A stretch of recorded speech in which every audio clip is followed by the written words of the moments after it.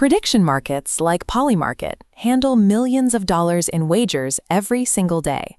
Users bet real money on the outcomes of real-world events, from elections to pop culture to the local weather. On April 15, 2026, one anonymous trader walked away with $20,000 in profit. They had placed a highly improbable bet that the temperature at Charles de Gaulle Airport in Paris would suddenly spike past 64 degrees Fahrenheit. Right on cue, it did. The French Weather Service quickly filed a police complaint for tampering. Online weather sleuths soon deduced the weapon of choice. Someone had walked up to the publicly accessible monitoring station with a cheap battery-powered hairdryer and aimed it directly at the thermometer. There was no sophisticated cyber attack. The perpetrator didn't write a single line of malicious code or breach any IT infrastructure. They just read the public contract terms, found the physical sensor, and got close enough to blow hot air on it. A billion-dollar, cryptographically secure blockchain network was successfully manipulated by a $20 appliance. The entire system failed because it placed blind trust in a single, undefended physical object. Smart contracts are essentially self-executing lines of code. They run perfectly on the blockchain, performing exact mathematical operations. But they have a major limitation. They are completely blind. A blockchain cannot physically see, feel, or measure the outside world. This diagram shows how an oracle acts as a digital bridge, taking off-chain data and importing it onto the blockchain. But if the physical sensor is compromised, the oracle dutifully imports a lie. The corrupted reading passes along, making the blockchain's mathematical perfection totally irrelevant. This table shows major oracle networks, with Chainlink standing out at a $14.6 billion market cap. These networks solve the trust problem through decentralization. Instead of relying on one digital provider, they aggregate data from dozens of independent nodes and use cryptographic proofs to verify it. That works beautifully when the data originates digitally, like a stock price listed on multiple exchanges. But for physical events, you hit a structural bottleneck. The independent data providers might just be scraping numbers from the exact same physical weather station. You end up with a funnel. You might have 10 digital witnesses independently verifying the exact same thermometer. It creates the illusion of decentralization at the software level, while the physical observation layer remains entirely centralized. When the attack happened, Polymarket simply switched data feeds to a different airport sensor. But moving to a new thermometer doesn't fix the flaw. A single point of failure at the physical layer gives false confidence.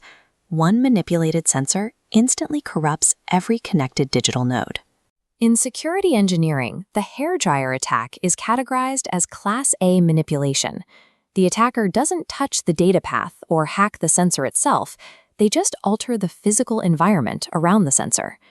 There is a separate threat category known as Class E, or information asymmetry. In these attacks, the reported data is perfectly accurate, but the trader possesses non-public knowledge of that data before the rest of the world knows. Take the case of U.S. Army Master Sergeant Gannon Ken Van Dyke. Prosecutors allege he used classified information about a covert military operation against Venezuelan leader Nicolas Maduro to place well-timed bets. He netted over $400,000 in profit. Analysts have tracked similar patterns with anonymous accounts, netting massive returns by placing wagers just hours before unannounced military airstrikes in the Middle East. Oracle architecture cannot prevent insider trading. That requires platform-level surveillance and government prosecution. But physical sensor manipulation is an engineering problem, and the network architecture must be redesigned to stop it. To secure real-world data feeds, engineers have to build two specific layers of defense. The first is establishing a hardware root of trust right at the physical device level. A private key is burned into a secure chip. Before transmitting, the sensor cryptographically signs its observation, proving which device recorded it. But cryptography has limits. The chip cannot detect a hairdryer. The signature only proves the reading came from that specific hardware. That's why the hardware must be paired with a second defense: spatial density and statistical consensus. Deploy a network of sensors. The system uses multivariant outlier detection to cross-reference readings. If one sensor spikes abnormally, the network flags the anomaly. True integrity requires both hardware cryptographic identity proving the source and network spatial consensus slashing bad data. The stakes for getting this right are rising fast. Federal agencies like the Commodity Futures Trading Commission are now formally classifying prediction market event contracts as regulated financial swaps. The boundary between traditional finance and decentralized finance has collapsed. Institutional money is flowing into these platforms, and they are bringing traditional regulatory scrutiny and severe operational risks with them. For any market resolving on real-world data to survive, it must secure a triad of trust. It needs API trust to verify the digital feed, sensor trust to verify the physical hardware, and regulatory compliance to police the human traders.